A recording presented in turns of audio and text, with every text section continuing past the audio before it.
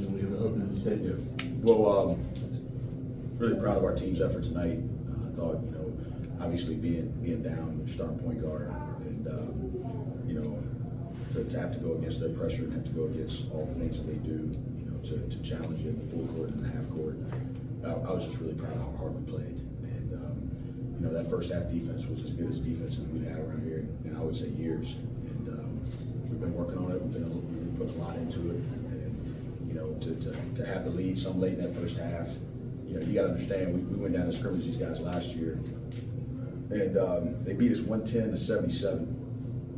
And that was a team that was obviously picked to win the league, and they just popped us. And I think Chad played them in December, and they beat about 35.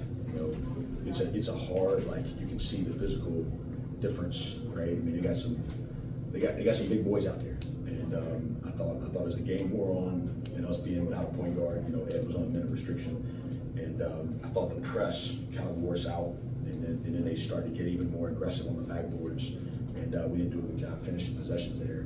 But I saw a lot of good things tonight, and you can see how good Nick Anderson's going to be. You can see a lot of growth in a lot of our players. You can see Cooper Bowser, the jump that he's made. You can see even guys like Davis Molnar, just out there looking like the game's slowing down a little bit. And then some of our new players, Lou and Nick. Tom got a little banged up, unfortunately, and so he didn't get to play as much in the second half. So now we're down another guy. But Charles Johnson, to come in there and to continue hey, this is he's going from Division II to all of a sudden he's out there on the SEC opponent and having to navigate all that. But to see him go 2 for 5 from 3 and play with the confidence that he played with, that was good to see. We haven't had Ed much all preseason, and so he's only been practicing this past week. Asking him to do a lot, right? Redshirt freshman to come out there and deal with all that. But it was great to have him in practice. This team's got a chance to be really good, and there's no doubt about that. If we play with the connection that we played with tonight, which was nice to see, and really just the heart defensively. I thought, like I said, even preceding the 28-win team, I think some of that defense there in the first half, we haven't had a team defend like that in years. Coach, when you play, I think Auburn was one of like 5 or 6 teams in the country that was in top 10 efficiency in offense and defense. So when you play a team that's that versatile on both ends, and you're able to, like you said in the first half, defend them like you did, just talk about, you kind of had them a little bit out of sorts because they shot 34.8% in the first half. Just talk about the confidence you had, going into the second half, and then I thought you guys kind of wore down. It looked like. Just talk about that and how you'll take that confidence going forward. Yeah, I mean it was. Yeah, we definitely wore down. I mean, they crushed us on offensive glass. We got 20 offensive rebounds. Their depth, got into us a little bit. They were able to play 10 healthy guys for the most part, and they had one. They've got one of their best players out as well. But just the bodies, the lack of options, and then you got guys that need to play. Really, I mean, at the end of the day, if you're gonna play these guys, you probably don't want anybody above 26 minutes. And unfortunately, we had Nick out there longer. I thought there was a key stretch there in the late first half, and I'm not saying that hey they missed it or whatever, but Cooper's dunk, misses it, no call, go down, they score. Cooper's layup, clear contact, it's a 3-point game right there, no call, they run out, they score, and then all of a sudden you go from basically like we were up 1 for a little stretch, and then you got those 2 plays that finish in transition, and then now you look up and it's a 6-point game, and I thought they took some momentum into the tunnel.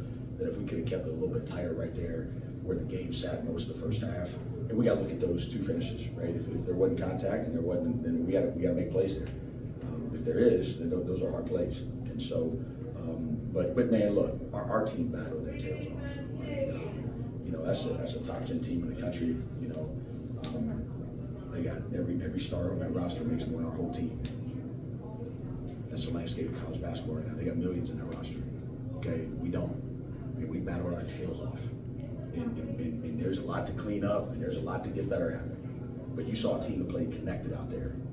You saw a team that kept pushing and kept enduring. There were moments that they weren't complaining. They stayed connected, and they had adversity after adversity after adversity. They called 15 fouls on the Dens in the first half. Right? I mean, 15. Good gracious. They were out there playing backline defense, and they kept just withstanding, and that's what it's been all preseason, man. These guys are just fun to coach, and you know, I'm just proud of Nick, proud of how he battled, and good gracious to what I'm asking him to do. He's out of position, right? He's not a point guard, and he just went out there and competed and played like a winner. To that point, what's the status on PJ? What's it look like timeline-wise for him? Yeah, so PJ has a hand injury, and you know, we should be getting him back. You know, hopefully he's going to miss another game, maybe two, but we're hoping, you know, that it's going to be a quick turn. And you know, he had an appointment Friday that was positive, and you know, so hopefully, you know, there's a chance that he's not going to play in the opener, but there could be a chance that he could play, you know, potentially in the Belmont game. So, and then we'll just have more time to get Ed going, you know, and just getting his body been sore all week. You know, he went 7 weeks without practicing, but he's going to be really good for us. And we got a couple guys just, you know, when you're trying to become a better defensive team, you can't really do that without going out there and playing hard and physical in practice. And so you get to this point in camp where you're 6 weeks in. I mean, there's a lot of banging, you know, there's a lot of bumping, and I'm sure you can see that today. We're playing much more physical on that side of it. Kind of my final question is just talk about, this is my first chance to really see Charles in a game. I thought his energy from vocally, like on both ends, was something I really haven't seen just from a guy coming in. That was a little bit surprising to me because he just seemed to like own that leadership role. Can you just talk about that? Chuck's one of those guys where, you know, this is a big jump, but like he's only played basketball for 5 years, you know, maybe 4.5. He started playing basketball during COVID, and you know, over in Australia, he came over and played two years Division II ball, and this has been a complete culture shock for him in terms of how we operate, how much we're asking him to do. But the best thing about Chuck, and the reason he played well today, is he's just a great human being, and he's got an infectious spirit about him. He's a great teammate. He's been out a little bit in the preseason as well. Had about a week stretch where he didn't have any activity, but he's going to be somebody that's just going to keep getting better and adjusting to the physicalness of the game. But he's got good skill. He's a heck of an athlete. He's got to continue to make it a little bit more functional. And there's just things where, you know, that baseline rotation where they drive, they beat us on the ball baseline, and he stands over there on the weak side. He's got to come over and he's got to contest that vertically. And those are just things he's never done before. And so we've got a lot of coaching that we got to keep doing with him. His upside is tremendous. What he could be come March compared to what he is right now. I mean, you're talking about a real shooter. You know, like I'd love to see more than 3 rebounds with his size in a game like today in 19 minutes. Even if it was just 4 or 5, you'd like to see 1 or 2 more right there. But that's going to come. And you know, this thing is new for him in every way. But you know, he's studying his playbook. He's having to learn 2 positions. So I'm asking him to do that, which that's hard. It was hard enough in our stuff to learn 1 spot. And then you got to learn 2. He's texting me last night, you know, can I get the script again? I got to make sure I know all this stuff. He's got a great heart, and guys that have great hearts and care for one another, they're going to keep getting better. And I think he's going to I think his game is going to continue to improve as the year goes on. Coach, you touched on it a little bit with Chuck, but talk about the potential you have now of putting Cooper and Chuck out there and having size that most teams in the SoCon don't have. It was a little hard to see tonight with the other teams having a bunch of rebounds and how athletic they are, but talk about the potential that gives you going forward. We saw the progress that Cooper Bowser has made from last year to this year. How about that? I mean, he keeps getting better and better. But yeah, we're big. You know, and what I've been telling these guys is now we got to learn to play big. You know, like Auburn's big, and Auburn plays big, and they're massive, right? And so I think there's some more that we can continue to get in terms of, you saw the 3-2 zone. I think that's got some potential just with our size and being able to really spread out and utilize our size better. I do think we're big. I don't think we're playing quite big enough yet. And I think we fouled too much in the A level today. You know, I think there were too many fouls down there that we've got to have better ability to be vertical there. I didn't think we did a good enough job on the glass. I don't care if it was Auburn or not, right? Like we've got to show. We've tried to work on it, right? And we've tried to really put an emphasis on it. I didn't think we had enough discipline to get to the body on the lift of the shot today. But once we get that right, and you got the ability to really be aggressive in ball screen coverages and then have one still behind you in the paint, Whereas when you're smaller, you're in ball screen coverage and you got a guard on the backside of the paint. You know, it's kind of like that play, you know, early in the second half, and you know they go roll and Tom doesn't come over to the basket and they dunk the ball. Well, hopefully as we get better, you know, you're aggressive on the ball and you get that other big behind it and he's protecting the basket. There's still some things there we got to get better at. But Chuck's skilled enough. We moved him at the 4 probably about 3 weeks ago. He played 5 most of the summer. But to get our best group on the floor with the way he shoots it, you know, he's gonna anchor that 5 spot for a while, you know, and you got to get a position where you can play Garrett and Coop together, and then you got to be able to play Chuck and Coop together, and then Reese. You know, Reese has been out a little bit this week as well, but Reese has been a physical 5, rebounding, toughness, old, and so we're gonna have 4 bigs, you know, 80 minutes, and just night in, night out, we'll be able to see what's the advantage and how do we need to play. It gives us a lot of flexibility there. I have one last question. When you schedule this game, you look at the teams that Furman plays in the Southern Conference. What Auburn does well, the team that won it last year obviously does well, and some other teams in the league. Just talk about, was that any influence No, as far as? no, ain't nobody in our league does what Auburn does. Well, I'll tell you that right now. I mean, I hear you, but ain't nobody does what they do. Right. You know, what goes into why do you play Auburn? The same way you play. It's why you play Louisville. It's why you play Villanova. It's why you play like tonight.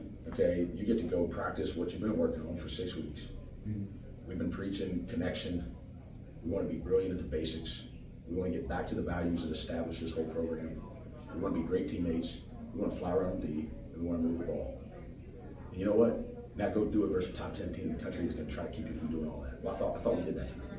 And I thought that even with their pressure, our pass count was where I wanted it at halftime. And so why do you do that? Well, now you expose everything, right? So now as a coach, you get to look at it and you say, okay, this is clear. Like we probably need to box out a little bit better. You know, like you can go play somebody that you're just way better than and you can feel a little better, but you're not going to be able to expose the things you need to work on. I like Bruce. You know, Bruce and I've gotten to know each other through the years, and I tell you what, he's an unbelievable basketball coach, and he's done it for a long time, and he's got a way about him. You know, it forces you as a coach. Like, I mean, we've got side out in, we got base out in versus zone, we got base out in versus switch, we got base out in versus man, we got presso in, we got 3 different presso in. Like we got it all in. You know, like you play 2 normal scrimmages, and like you're like, hey, we don't have to work on that right now, man. We got it all in, right? And so, to me, I mean, he's throwing zone out there tonight. He's throwing 1-3-1 out there tonight. He's doing zone off the side. He's doing man off the side. He's doing man underneath. He's doing 5-man over the ball, switch underneath. He's got this press. They shift to another press. Like, I mean, like, hey man, you get on that sideline. You got to be ready. You know, like you're going against a Hall of Famer, and it's somebody that really like he gets his guys playing hard. And so, you know, it's one of those situations where to me, you know, if you're shouting from opportunities and challenges, you're never going to get to where you want to go. And the aspirations and expectations of this program, we want to play the best, and we want to see where we stack up against the best. And tonight, you know, for 30 minutes, we stacked up all right. You know, the last 10 we did. And you know, you can say that's fatigue. I want us to get where we're a little bit more resilient and we battle through. But we did. We ran out of some bodies, and they did a good job. I thought Baker Mazzara was a huge difference maker for those guys.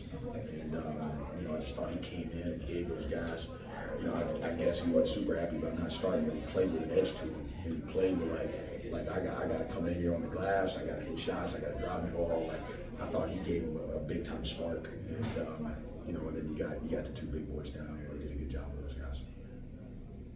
Thanks, guys. I thought last thing, I didn't talk about Vandy. You know, Vandy is somebody, man, like just going through the off season we went through, he's been such a leader, and he's been such a stabilizer for what we're about. And to see him go out there today to score 14 on that floor, to do it the way he did it, man, he's been a huge piece, and he's a glue guy. He's a like, you don't always know, like, hey, what is it going to be here? What's going to be here? But his care, his care for his teammates, his care for this place, his care for this program, and just his willingness to go out there and compete. I thought he did a really good job today with that, and to see him perform like that, I was really proud of him.